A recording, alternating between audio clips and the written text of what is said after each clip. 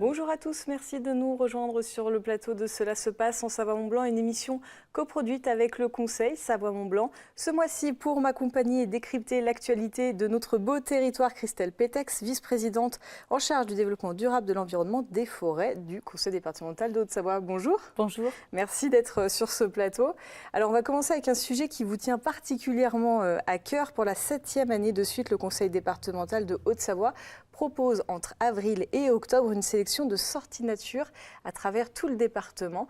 Sébastien Germain a assisté au lancement. On regarde et on en parle juste après. L'écomusée du bois et de la forêt de Thônes. Voici un exemple concret des sorties nature proposées par le Conseil départemental de Haute-Savoie. Cette ancienne scierie hydraulique du 19e siècle, réhabilitée aujourd'hui en musée, est le site qui accueille le plus de visiteurs chaque année dans la communauté de communes des Vallées de Thônes. Ces sorties nature ont donc une véritable importance. La base de cet écomusée, c'est cette volonté de valoriser un patrimoine lié au bois. Ça nous permet, nous, en tant que structure aussi, de s'ouvrir au territoire, d'aller chercher la population là où elle souhaite venir. En plus, ce sont des sorties gratuites.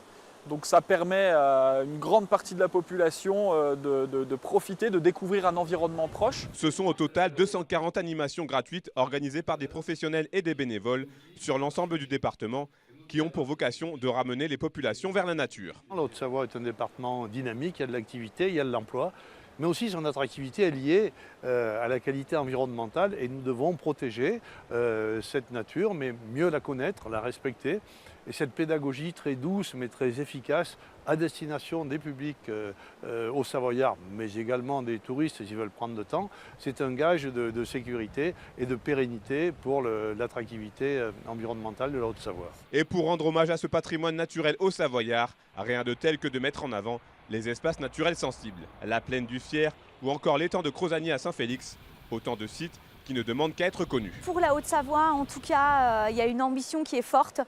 Nous souhaitons vraiment tendre à l'excellence environnementale et pour ce faire, nous y attachons un budget conséquent, mais surtout une mise en réseau, un travail de partenariat afin que chacun, avec ses compétences, puisse agir pour l'environnement le mieux possible. Ces sorties nature s'étaleront du mois d'avril à octobre. En 2019, 12,5 millions d'euros vont être consacrés aux milieux remarquables par le département de la Haute-Savoie. Alors on vient de le voir dans ce reportage de Sébastien.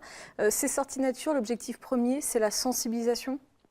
Oui, l'objectif premier, c'est la sensibilisation de tout public. Le fait qu'elle soit gratuite, ça permet vraiment de donner l'accès à cette sensibilisation, à cette éducation à l'environnement et cette découverte des milieux naturels en Haute-Savoie. L'année dernière, à peu près 5000 personnes ont assisté à ces sorties, donc ça fait pas mal de monde sur ces différents sites. Quel public est visé particulièrement ? Donc il y a le public au Savoyard, tout habitant de Haute-Savoie, il y en a pour petits, il y en a pour plus grands. L'objectif, c'est aussi d'arriver à toucher les touristes afin que tous ceux qui peuvent parcourir, qui peuvent pratiquer sur ces espaces naturels sensibles aient une sensibilité et une connaissance de ce qui se passe et de ce qui vit dans ces milieux-là. Et il y a vraiment tout public, il y a des animations particulières qui peuvent être dédiées aux enfants, aux personnes en situation de handicap. L'idée, c'est de toucher un public toujours plus large. Oui, alors il y a une belle évolution année après année. On essaye d'enrichir la proposition des différentes animations. Là, on arrive à 240. Ça nous permet aussi d'avoir des animations spécifiques pour les enfants ou alors autour des 5 sens. On a des animations entre gastronomie et découverte de la nature. Et puis cette année, on a des animations en langage des signes pour permettre vraiment à tout un chacun de pouvoir accéder à ces animations. Alors comment elles sont construites ? Parce que donc il y a plus de 200 animations, mais il y a pas mal de sites différents, d'associations, de structures différentes. Comment tout ça se construit ? Vous avez parlé de mise en réseau, je crois, dans le reportage. Oui, tout à fait. Alors il y a une mise en réseau qui existe pour tout ce qui est environnement, donc lors des actions, lors des animations. Il y a un appel à projet qui est lancé à l'automne et ça permet du coup aux collectivités, aux associations de pouvoir répondre à cet appel à projet. Et au final, on en a 240 cette année qui peuvent être proposées gratuitement au grand public. Quand on parle de sortie nature, de quelle nature on parle ? Parce que là, on a vu par exemple le musée, il y a aussi des sites naturels. Donc de quoi on parle quand on parle de ces sites nature ? Alors pour nous, les sites nature, ça va au-delà des sites protégés dont on a l'habitude d'entendre parler, des réserves naturelles ou des sites comme ceci. C'est vraiment la nature emblématique, remarquable, mais également la nature plus ordinaire qu'on peut avoir également en plaine ou alors nature en ville. Ça peut être de la nature autour des grands milieux comme les lacs, la forêt, les alpages. On en a aussi autour des zones humides. Tout milieu est concerné et tout milieu peut être mis en valeur et chaque milieu a un intérêt et une richesse au niveau de sa faune et de sa flore. Le message que les visiteurs doivent retenir quand ils assistent à ces sorties, c'est lequel? Le message, je dirais qu'il faut qu'ils retiennent que la nature en Haute-Savoie est remarquable, très diversifiée et que chacun, avec ses gestes, peut la découvrir, mais aussi la protéger et la valoriser. Et donc là, ça a commencé, on est fin avril, donc ça a commencé et ça se poursuit. Jusqu'en octobre, voilà. Donc il y a des animations la journée, il y a des animations le soir. Ça a commencé début avril et jusqu'au mois d'octobre, il y a des propositions d'animation. Et on retrouve toutes les infos sur Internet? Oui, alors il y a via l'application aussi Haute-Savoie Expérience, via le site Internet, et puis il y a des livrets, donc un livret pour toute la saison, distribué dans toutes les collectivités, au département et les différents sites touristiques au Savoyard. Comme ça, vous pourrez glaner plein d'infos pour occuper vos vacances ou vos week-ends. On va parler sport et grands événements maintenant. Après 4 ans d'absence, le Kandar est de retour. Il est au programme de la Coupe du Monde de ski alpin l'année prochaine. Le rendez-vous est fixé les 8 et 9 février 2020. D'ici là, il y a du travail pour aménager la piste de la Verte des Ouches pour qu'elle corresponde aux normes de la Fédération internationale de ski. Les travaux ont été lancés très officiellement il y a quelques jours. C'est un reportage signé Sébastien Germain. Il faut pour le moment faire preuve de beaucoup d'imagination, mais la Verte des Ouches sera prête le 8 février 2020 pour le grand retour du Kandar au calendrier de la Coupe du Monde de ski alpin. Après de longs mois de procédure, les travaux ont enfin été officiellement inaugurés ce vendredi, en présence des nombreux élus qui se sont battus pour le projet. En France, on n'a pas suffisamment ce culte de ce qu'est le ski, la descente, la neige. En Autriche, la piste de Kitzbühel, c'est du patrimoine. Et bien nous, la piste des Vertes aux Ouches, la piste de Kandar, c'est notre patrimoine, c'est notre histoire. On est la région du ski, on est la région de la montagne.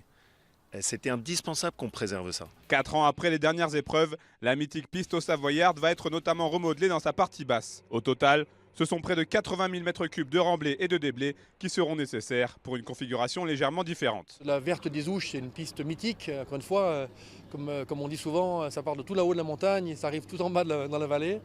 Mais la piste en bas, les travaux ont lieu là, c'est avant tout une piste qui permettra de faire des slaloms parallèles. Nouveau format qui est maintenant dans le calendrier de la Coupe du Monde. Comme tout gamin du club de Cham, on a appris à skier ici. Je pense que mon amour pour la descente vient avant tout de cette piste. C'est un peu cliché de dire ça, mais bon, c'est vrai. Donc à part le bac qui sera un peu remodelé pour les prochaines épreuves, à part ça, ça restera sensiblement la même. Mais je pense que ça reste une piste, même si elle est moins exigeante que certaines sur le circuit, ça reste une classique de la Coupe du Monde de ski alpin. D'un coût total de 9,7 millions d'euros financés par l'État et les collectivités concernées, ces investissements ont le mérite de rassembler autour d'une volonté commune. Ces épreuves de haut niveau pour le département de la Haute-Savoie, c'est une référence, c'est un élément qualitatif, c'est une image de plus que nous accrochons à notre palmarès et en même temps que nous essayons de jouer dans la cour des grands, mais nous partageons avec les enfants, avec les adolescents. C'est dans le cadre des opérations Savoir skier, par exemple, c'est un élément de plus, une fleur de plus à ce superbe bouquet que représente déjà la Haute-Savoie. Pour ce chantier d'envergure, l'impact environnemental sera limité puisque la ligne à haute tension sera enfouie sous terre. À terme, l'objectif du comité d'organisation est d'inscrire sur la durée le Kandar dans le calendrier de la FIS. Alors avant de revenir sur l'événement en tant que tel, là on vient de l'entendre dans le reportage, la partie environnementale a été prise en compte quand on parle de la Verte des Ouches au pied du Mont Blanc. C'est un volet important, je suppose, qui vous tient particulièrement à cœur? Oui, bien entendu, on a pu le voir, l'environnement est une politique et je dirais une envie du département de la Haute-Savoie très importante. Donc il faut malgré tout qu'il y ait la conciliation des usages. Le tourisme est tout aussi important en Haute-Savoie au niveau économique, au niveau du patrimoine. Donc l'environnement est intégré dans la réflexion de cette réhabilitation. Alors, une réhabilitation qui a un certain coût, près de 10 millions d'euros de travaux engagés par les différentes collectivités. Pour le département, ça représente un budget Le département va investir 3 millions d'euros sur ce projet de réhabilitation de la Verte des Ouches. Ça fait vraiment partie de sa politique du plan tourisme, une politique souhaitée, volontariste du département pour accompagner les grands projets touristiques au Savoyard. On a vu le département engagé sur pas mal de projets cet hiver dans les stations, effectivement sur le volet tourisme. Il faut pouvoir soutenir ce volet économique important du territoire. Oui, alors le soutien, il peut être très varié. Le soutien, il va être comme ici avec une aide à l'investissement de 3 millions d'euros.